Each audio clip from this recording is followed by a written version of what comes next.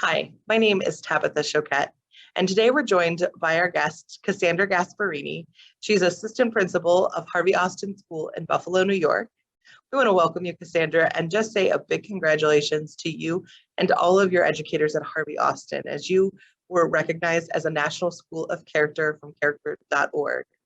If you know Harvey Austin, the school was in receivership and within a few years achieved that National School of Character title, which is a huge accomplishment. So, Cassandra, we just want to start today by asking you to tell us a little bit more about that change and what were some of the biggest contributing factors to that? When a school is placed into receivership, most people assume the instruction is bad. For Harvey Austin, this couldn't be less true. The culture needed a serious revamping. That was obvious to me when I began my administrative career here. Mr. Strickland had made an investment into the Character Counts program midway through the previous year, but he needed someone to implement it and head it, and that's where I came in. It wasn't an easy task at first. Teachers are so busy and overwhelmed. The last thing they wanted to think about is one more program, especially when they've seen various programs over the years come and go with no change. Slowly but surely, we started to transform the school. First, we created pause time, which is a half-hour time slot in the daily schedule to focus solely on character development. We gave the teachers all of the curriculum and materials that they needed so that this wasn't one more thing they needed to plan for. Physically, we made character the main visual focus in the building with posters, bulletin boards, pledges, etc. Over the next year, things started to change. Suspensions were going down, attendance was going up, behaviors were changing, people were smiling. That's when teacher buy-in started. And then we really ramped things up. We started our monthly character projects and assemblies. We incorporated character building into the curriculum of our core classes. We started using the language all over the place and making sure the students heard it. We made sure we were consistent models of the character. And students really had no choice then but to buy in as well. I know that you, Mr. Strickland, and your educators have made such a difference in the lives of the students and families. I had the honor of touring Harvey Austin, and it was one of those schools where you could just feel that the students felt safe and supported and loved. As you made those changes to the culture and climate, what were skills and values that you focused on with the students?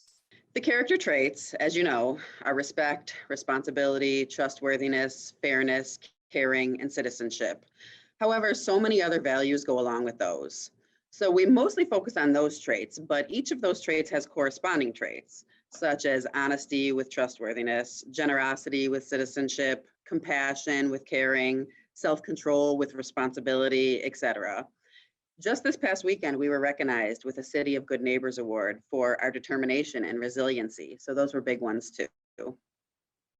Well, congratulations on your most recent award. And I know your emphasis on these values have set so many students up for success, but also in this time of unknown have likely helped them cope.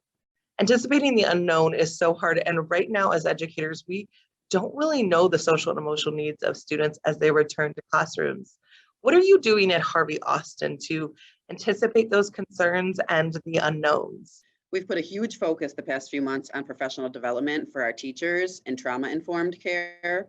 Some of the PDs are facilitating virtual circles, mindfulness, social emotional learning, trauma-informed schools, understanding chronic traumatic stress in the age of COVID. And we're currently engaged in a book study on the book called Fostering Resilient Learners. We also have focused on teacher self-care during our faculty meetings. The plan is that teachers utilize all these strategies that we're teaching them with their students, some of whom have lost family members and friends during the pandemic. With so many students and families impacted, like you said, resilience is so important. Do you think there are other social and emotional skills or values that could help students as they transition back to the classrooms? I believe our teachers and staff are extremely well equipped to deal with the transition back into fully in-person school. They just have to keep their focus on their cement shoes, which are the core values they use to keep them grounded when the world gets shaky. At Harvey Austin, our teachers' core values pretty much always align with the well-being of our students. Making sure to engage in necessary self-care will keep them renewed and ready to face every day, no matter what challenges may arise, and to give even the most difficult students a daily, brand new, fresh start.